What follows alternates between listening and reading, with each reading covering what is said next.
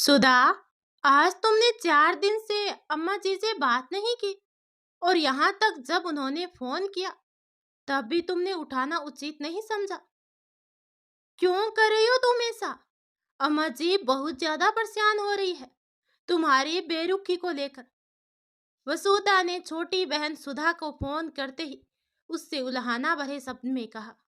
वसुधा जी नहीं बात करनी मुझको अम्मा जी से। सुधा बिना कुछ सोचे समझे चिनचिनाते हुए बोली। लेकिन सुधा, आखिर बात क्या है? मेरी तो कुछ भी समझ में नहीं आ रहा। अम्मा जी भी कुछ बता नहीं रही। तुम ही बताओ कि आखिर बात क्या है? क्यों तुम बात नहीं कर रही उनसे? और क्यों वो इतना परेशान है? जबकि पहले तो तुम अम्मा जी से एक दिन भी बिना बात किए नहीं रह पाती थी। अब अचानक इतनी बेरुखी। वसुधा ने अपनी माँ और छोटी बहन के बीच अनबोल को समझना चाहा। जी तब की बात और थी। जब माँ ही दोनों बहनों में भेदभाव करे तो गुस्सा तो आना संभाविक ही है। सुधा ने बहुत ही रूखेपन से जवाब दिया। क्या कह रही हो तुम? दोनों बहनों में भेदभाव? मेरी तो तुम्हारी गोल गोल बातें कुछ समझ में नहीं आ रही। वसुधा ने आश्चर्यचकित होकर पूछा। जी अब इतनी नादान तो मत ही बनिए कि आपको कुछ पता ही नहीं। अम्मा जी भला तुमसे कुछ कभी छुपाती है क्या? आप तो हमेशा ही मुझसे ज्यादा अम्मा जी की लाडली रही हो, तो भला तुम क्यों अनभिक्ष होगी? सुधा ने शब्दों में अपनी माँ और बहन दोनों के लिए रोष छलक रहा था। सुधा, आखिर तुम ऐसी बातें क्यों कर रही हो? भला माँ अपने बच्चों के बीच भेदभाव कहाँ कर सकती है? यकीन मानो मेरा कि अम्मा जी तुमको भी उतना ही प्यार करती है और स्नेह देती है। बस मेरी परिस्थितियां कुछ बिगड़ गई है तो मुझको मजबूरी में अम्मा जी के पास ही रहना पड़ रहा है। वसुधा कुछ रुआसी सी हो गई। लेकिन जी अगर ऐसी बात है तो जब मैंने अम्मा जी से घर का आधा हिस्सा मांगा तो उन्होंने साफ मना क्यों कर दिया? जबकि आप तो अम्मा के साथ ही रहती हो और आपका पूरा खर्चा भी अम्मा उठाती है, तो क्या उनका सारा फर्ज एक बेटी के प्रति बनता है? सुधा जैसे जहर बुझे तीर में छोड़ रही थी। अच्छा, तुमने अम्मा जी से घर का आधा हिस्सा मांगा है? तभी 2 दिन से बड़ी उदास सी नजर आ रही है। मैंने उनसे बहुत पूछा लेकिन उन्होंने सिर्फ इतना ही बताया कि तुमने 2 दिन से ना उनसे बात की और ना ही उनका फोन उठाया। लेकिन सुधा, तुमको अचानक घर के आधे हिस्से की क्या जरूरत पड़ गई? वसुधा ने सुधा को बड़ी ही आत्मीयता से पूछा। क्यों जीजी, क्या अम्मा जी की सारी जायदाद पर आपका हक है? मैं भी उनकी बेटी हूँ, क्या मेरा कोई हक नहीं बनता उनकी जायदाद में? सुधा चिढ़कर बोली। जबकि जायदाद के नाम पर उसकी माँ के पास सिर्फ एक घर ही था। सुधा अपनी बहन वसुधा से क्यों चिढ़ रही थी? चलिए पहले उससे आपको अवगत कराते हैं। वसुधा की शादी बड़े धूमधाम से रघुनाथ और दामिनी ने की, लेकिन वसुधा अपनी ससुराल में खुश नहीं थी। उसके ससुराल वाले और पति सब लोग तरह तरह से प्रताड़ित करते उसे। एक दिन उसके पति ने गुस्से में आकर वसुधा को जीने से धक्का दे दिया। वसुधा के बहुत ज्यादा चोट लग गई। आखिरकार तंग आकर उसको दामिनी और रघुनाथ अपने घर ले आए। लेकिन वसुधा के पैर में पता नहीं लोहा लग गया या कुछ और। उसके पैर में सेटिक हो गया और उसका पैर काटना पड़ गया। उसके पति ने उसको तलाक देने का नोटिस भेज दिया। दामिनी और रघुनाथ परेशान तो हो ही गए थे, इसलिए उन्होंने भी वसुधा को तलाक दिलवा दिया। क्योंकि जब सही सलामत ढंग से नहीं रखा वसुधा को, तो पैर काटने के बाद कैसे रखते? अब तो वसुधा पूरी तरह से अपने माँ बाप पर आश्रित हो गई। सुधा भी अपनी बहन का ख्याल रखती। तब तक सुधा की शादी नहीं हुई थी। वसुधा का दुख रघुनाथ को इतना अंदर तक दुखी कर गया कि एक रात ऐसे सोया कि सुबह उठे ही नहीं। अब तो उन तीनों पर जैसे गाज गिर गई हो, क्योंकि रघुनाथ एक प्राइवेट कंपनी में नौकरी करते थे। आमदनी का कोई खास जरिया नहीं था, बस गांव में एक खेत और छोटा सा पुश्तैनी घर। इन्हें उस समय दामिनी ने किसी तरह से खुद को संभाला और घर का ऊपरी हिस्सा किराए पर उठा दिया। वसुधा घर पर ही बैठे बैठे साड़ी में फॉल लगाने का काम करने लगी। दामिनी ने गांव का खेत बेचकर सुधा की शादी ठीक ठाक घर में कर दी। सुधा अपने ससुराल में खुश थी और वसुधा और दामिनी का खर्चा उसके किराए से और वसुधा के फूल आदि लगाने से चलने लगा। सुधा के ससुराल संपन्न थी और शादी के बाद उसके व्यवहार और रहन सहन में बहुत बदलाव आने लगा था। वो धीरे धीरे अपनी माँ और बहन को ही तुच्छ समझने लगी। खास करके वसुधा उसको अपनी आंख का कांटा ही लगने लगी थी, क्योंकि उसके मन में कहीं ना कहीं लालच का समावेश सा होने लगा था। वो हमेशा यही सोचती कि कहीं दामिनी अपना घर बार सब कुछ वसुधा के नाम ना कर दे, तब तो वो उस संपत्ति से वंचित रह जाएगी। अब जो बहन उसको बड़ी प्यारी लगती थी, अब वो उसकी आंखों में खटकने लगी और इसीलिए उसने अपनी माँ से घर का आधा हिस्सा अपने नाम करने के लिए कहा। और इसके विपरीत उसका पति करण बहुत ही नेक दिल और समझदार इंसान था। वो दामिनी और वसुधा को पूरा सम्मान देता।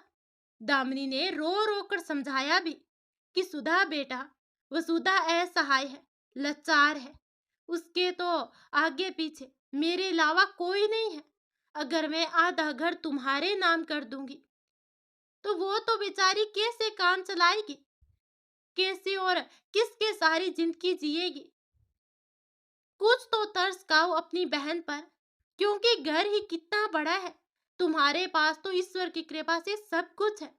अगर उसके पास ये घर रहेगा तो वो किराए से ही काम चला लेगी, वरना तो वो किसके सहारे जिएगी। तो फिर ठीक है, आप अब अपनी बड़ी बिटिया से संबंध रखिए। समझ लीजिए कि आपकी छोटी बिटिया मर गई है। और इतना कहकर सुधा ने फोन काट दिया। दामिनी तो अरे अरे ही कहते रह गई।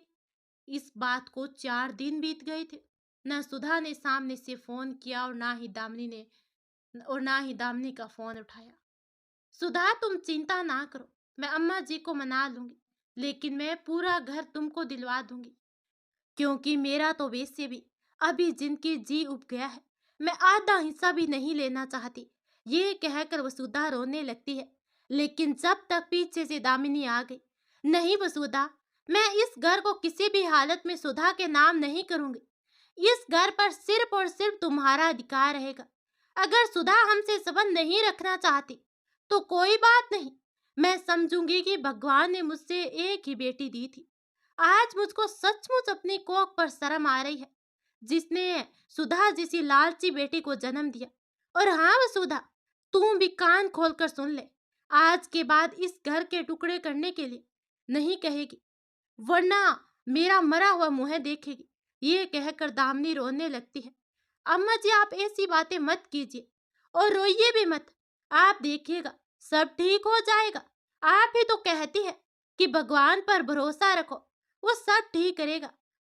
ये कहकर वसुधा भी दामिनी के आंसू पहुंचते पहुंचते उससे चिपक कर रोने लगी। और धीरे धीरे दामिनी इस परेशानी की वजह से डिप्रेशन में जाने लगी। और एक दिन उन्होंने ट्रेन के आगे कूदकर अपनी लीला को समाप्त कर लिया। अब उस घर में अकेली वसुधा ही बची थी, जो अपनी माँ के जाने का दुख सहन नहीं कर पाई और राम को प्यारी हो गई। अब तो सुधा को पूरी प्रॉपर्टी मिल गई थी, लेकिन परिवार और आसपास वालों ने यह कहकर उसका जीवन दूभर कर दिया कि माँ बेटी को मारकर प्रॉपर्टी ले गई, ऐसी बेटी किसी दुश्मन को भी ना दे। विराज, जरा एक बात तो बताओ जो मुझको बिल्कुल भी समझ में नहीं आ रही। संजना ने बहुत ज्यादा चिंतते हुए अपने पति विराज से कहा। संजना, आखिर कहना क्या चाह रही हो तुम? क्योंकि मैं भी तुम्हारी बातों का कुछ मतलब समझ नहीं पा रहा हूँ। और तुम मुझसे इस तरह से चिढ़कर क्यों बात कर रही हो? विराज संजना की बात का अर्थ ना समझकर चौंक कर बोला। विराज, क्या तुम सचमुच मेरे चिढ़ने का कारण नहीं समझ पा रहे या फिर समझना नहीं चाह रहे? संजना ने फिर से चिढ़कर कहा। संजना संजना, सीधी सीधी बात बताओ। जलेबी की तरह बातों को गोल मोल घुमाना बंद करो। इसमें इतना अनजान बनने की क्या बात है? मेरी तो ये समझ में नहीं आ रहा कि ये तुम्हारे पापा और तुम्हारी बीमार माँ को या हमारे घर पर क्यों लेकर आए हो? संजना ने एकदम से त्योरियों को चढ़ाकर तिरछी नजर करते हुए विराज से पूछा। संजना, तुम्हारा दिमाग तो ठीक है ना? ये कैसी बहकी बहकी बातें कर रही हो तुम? माम पापा बीमार मम्मी को लेकर यहाँ आए, तुम्हारा क्या मतलब है? ये उन लोगों का अपने बेटे का घर है, उनका जब जी चाहे वो यहाँ आ सकते हैं। इसके लिए उनको किसी की भी इजाजत लेने की जरूरत नहीं है, यहाँ तक कि मेरा भी नहीं। और हाँ, एक बात और, वो अपने आप ही नहीं आए, मैंने ही उन लोगों को जबरदस्ती फोन करके बुलाया है। वो लोग तो आना ही नहीं चाहते थे, लेकिन मैं मम्मी को यहीं पर अच्छे से अच्छे डॉक्टर को दिखाकर उनका इलाज करवाऊंगा। विराज ने संजना की बातों से बहुत ज्यादा चिढ़कर कहा। अच्छा, वही मैं ये कहूँ, ये बिना बादल के अचानक बरसात कैसे हो गई? ना कुछ फोन पर मुझको बताया, ना पूछा, और बेधड़क मेरे घर में बीमार मम्मी जी को लेकर पापा जी अचानक चले आए। वैसे तो हमसे भी फोन पर बात करते थे, लेकिन इस बारे में कोई बात नहीं की। लेकिन तुमने ये फैसला बिना मुझसे पूछे कैसे ले लिया? अकेला फैसला करने वाले तुम कौन होते हो? संजना ने व्यंग्यात्मक लहजे में बहुत ही बदतमीजी से कहा। संजना, तुम्हारे होश तो ठिकाने पर है ना? तुम ये सब क्या अगड़म बगड़म बोले जा रही हो? जरा बोलने से पहले एक बार सोच भी तो लो कि तुम क्या बोली चली जा रही हो। इसके बाद अगर एक भी शब्द मेरे मम्मी पापा के खिलाफ बदतमीजी से बोला तो बिल्कुल भी अच्छा नहीं रहेगा। ये बात ध्यान रखना, मेरे मम्मी पापा है वो, मेरे जन्मदाता, कोई एरे गेरे नहीं कि तुम उनके लिए जो मन में आएगा वो बोलती चली जाओगे। ये घर मेरा है और अपने मम्मी पापा के लिए मैं जो चाहूं वो फैसला ले सकता हूँ। तुम कौन होती हो मुझको इस तरह से रोकने वाली? खबरदार, जो इसके बाद एक भी शब्द अपने मुंह से निकाला तो, वरना मुझसे बुरा कोई नहीं होगा। विराज भी संजना से बदतमीजी भरी बातें सुनकर एकदम से भड़क उठा। अच्छा, तो क्या कर लोगे? मतलब उन लोगों की वजह से मुझको धमकाओगे? संजना बजाय दबने के और भी ज्यादा भड़क उठी। लेकिन विराज, एक बात कान खोलकर साफ साफ सुन लो, मैं उनकी तीमारदारी यानी कि देखभाल बिल्कुल भी नहीं करूंगी। सिवा ने तो अपनी जिम्मेदारियों से मुंह मोड़कर पापा जी और मम्मी जी को तुम्हारे सर पर मंड दिया, लेकिन मैं बेवकूफ नहीं हूँ, मुझसे नहीं होगा उन लोगों की कोई भी सेवा। देवर और देवरानी ने तो अपनी आजादी हासिल कर ली और हमको फंसा दिया। संजना तो समझने का नाम नहीं ले रही थी और उल्टा सीधा बोले जा रही थी, क्योंकि उसके सासुर, उसके देवर सिवान और देवरानी कम्मों के पास अपने छोटे से कस्बे के पुश्तैनी घर में रहते थे। वो विराज और दोनों बच्चों के साथ बड़े शहर में विराज की नौकरी की वजह से रहती थी। छोटे से कस्बे से आई संजना बड़े शहर की आओ हवा लगने का कारण अब पूरी तरह से मॉडर्न बन चुकी थी, और मॉडर्न के साथ साथ संस्कार और सम्मान भी जैसे घोलकर पी गई थी। इससे पहले जब भी सास सुर उन लोगों के पास ज्यादा से ज्यादा 8-10 दिन रुक कर वापस चले जाते, लेकिन इस बार तो ससुर जी कल रात अचानक बीमार सास को ले इलाज कराने के लिए उनके घर आ गए। मतलब अब तो महीनों की फुर्सत, और इस तरह अचानक जब वो लोग आए तो संजना को बिल्कुल बर्दाश्त नहीं हो रहा था। वो कुछ भी बिना सोचे विचारे अनाप शनाप बोले जा रही थी। संजना, तुम समझना क्यों नहीं चाहती? पहले मेरी एक बात ध्यान से सुनो।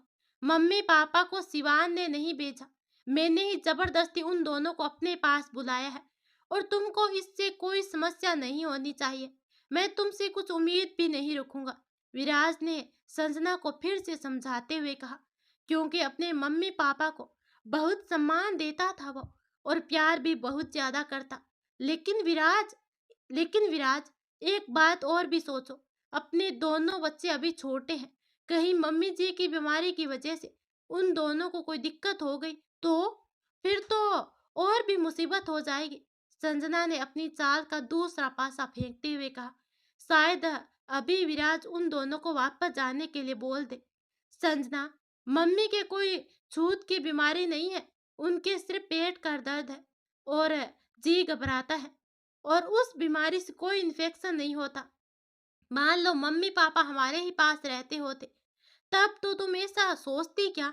विराज मायूस स्वर में बोला, क्योंकि संजना की बातों से वो एकदम से बहुत ज्यादा आहत हो गया था। विराज, तब बात अलग होती, लेकिन इस तरह मैं तो शायद एडजस्ट नहीं कर पाऊंगी, और मुझसे उनकी किसी भी प्रकार की सेवा की उम्मीद मत रखना।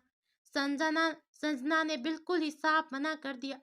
संजना, मुझको शर्म आ रही है तुम्हारी सोच पर, लेकिन मैं तुमको उनकी कोई सेवा करने के लिए नहीं कहूंगा। मम्मी, रही बात मम्मी की सेवा करने की, तो मैं यानी कि उनका बेटा विराज, मैं खुद उनकी सेवा करूंगी। लेकिन हाँ, एक बात सुन लो, मुझको तुमसे ऐसी उम्मीद बिल्कुल नहीं थी। और एक बात और, ध्यान रखना, तुम्हारे भी मम्मी पापा अब उम्रदराज हो रहे हैं। कल को अगर उनके कोई समस्या आड़े आ गई, तो मुझसे भी किसी प्रकार की कोई उम्मीद मत रखना। उनके तो कोई और बच्चे भी नहीं है तुम्हारे सिवा। मैंने तो मन ही मन सोचा था कि मैं उन दोनों के लिए बुढ़ापे की लाठी बनूंगा, लेकिन आज तुमने बहुत साफ कर दिया है। आक्रोशित विराज एकदम से भावुक और दुखी होकर बोला, और उसकी आंखों से टप टप करते हुए दो आंसू की बूंद टपक पड़ी। अब तो ये सुनकर संजना के पैरों तले जमीन खिसक गई, क्योंकि वो तो हमेशा से यही सोचती थी कि जब भी उसके मम्मी पापा को कोई तकलीफ होगी, तो वो उन दोनों को अपने पास बुला लेगी, क्योंकि सिवाय संजना के उनका कोई और था भी नहीं। लेकिन आज तो उनकी बेवकूफी भरी बातों की वजह से विराज ने बहुत कुछ कह दिया था। विराज ने बहुत कुछ साफ कर दिया था। 2 घंटे के बाद, सॉरी विराज, मैं तो एकदम से ना मम्मी जी की बीमारी को लेकर घबरा उठी थी, और इसलिए विचलित होकर पता नहीं क्या क्या बोलती चली गई। लेकिन मेरे मनतव्य ये बिल्कुल नहीं था। मुझको माफ कर दो। अब तो मैं मम्मी जी की सेवा करूंगी। संजना ने बात को बदलते हुए कहा। संजना, जब बात अपने मम्मी पापा पर आई, तो तुम तिल मिला उठी। अब तक बात हमारे मम्मी पापा की थी, तो तुम्हारी समझ में बिल्कुल नहीं आ रहा था। खैर, चाहे जैसे भी हो, तुमको कम से कम अक्ल तो आई ना। लेकिन एक बात साफ साफ कान खोलकर सुन लो, मेरी मम्मी पापा को किसी भी प्रकार का कष्ट इस घर में नहीं होना चाहिए, वरना बिल्कुल भी अच्छा नहीं होगा, क्योंकि ये घर मुझसे पहले मेरे मम्मी पापा के है। हालांकि ये बात समझ तो विराज ही रहा था कि संजना ने बात क्यों पलटती, तो लेकिन अब तो वो बात आगे बढ़ाकर उसको और ज्यादा तुल नहीं देना चाहता था, क्योंकि इस समय सचमुच ही उसकी मम्मी की सेवा बहुत जरूरी थी। हमेशा से हंसने मुस्कुराने वाले उसकी मम्मी बीमारी की वजह से काफी कमजोर हो गई थी, और उसको अपनी मम्मी की सचमुच ही बहुत ज्यादा चिंता हो रही थी। ठीक है विराज, तुम जैसा चाहोगे वैसा ही होगा। आखिरकार संजना ने मजबूरी में ही सही, लेकिन हथियार डाल ही दिया था। तो फिर चलो, फटाफट तैयार हो जाओ। मैंने डॉक्टर साहब का अपॉइंटमेंट ले लिया है, और मम्मी जी को उनके पास लेकर जाना है। मैं गाड़ी निकालता हूँ। तुम मम्मी जी को साथ लेकर आओ। विराज ने गाड़ी की चाबी उठाते हुए कहा। ठीक है विराज। संजना भी तैयार होने के लिए उठी, क्योंकि अब उसके पास कोई और चारा नहीं था। इसीलिए कहते हैं, जज्बात में कुछ नहीं बोलना चाहिए। कई बार हम लोग गुस्से में किसी को भी अनाप शनाप बोल देते हैं, फिर पछताते हैं। तो गाइस, कैसी लगी आपको ये कहानी, मुझे कमेंट में जरूर बताना।